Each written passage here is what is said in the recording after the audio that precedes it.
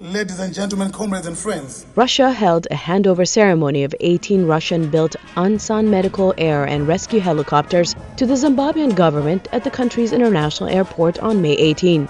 Zimbabwe's President Emmerson Mnangagwa said the helicopters will help in disaster response and be used by the country's police force. He also took the opportunity to denounce long-running sanctions imposed by the U.S. and other nations for the use of violence against protesters and political opponents. It's now 23 years under such yoke around our neck. Process, of course, we access science and technology from countries who are willing to support us. And the Russian Federation is one of them. Russia's ambassador to Zimbabwe said the delivery was part of an eventual 32 helicopters that will be supplied to the country by 2025. The total value of the aircraft is $320 million.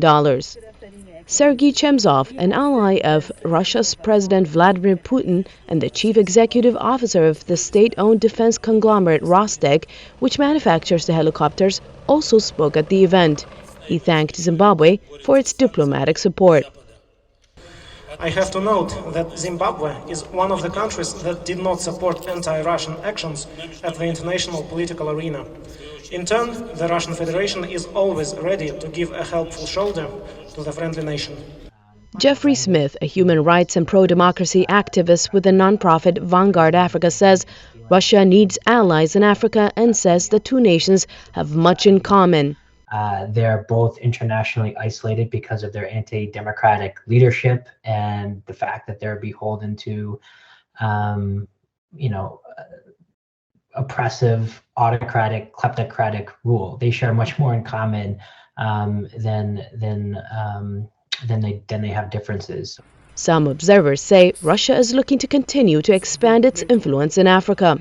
Alexander Kovalenko is a military and political observer with the Information Resistance Group, a Ukrainian nonprofit organization countering Russian propaganda. For Russian, Africa is a very important springboard for a spread of influence, not just political, but also military and most importantly, resource expansion. Critics of the deal point out that Zimbabwe is rich in natural resources like diamonds, platinum, gold, and copper, which are of great interest to Russia. As the war in Ukraine and international sanctions continue to take a toll on Moscow, experts say Russia will continue to make overtures toward African countries. With Keith Baptist in Harare, Zimbabwe, Salim Solomon, VOA News.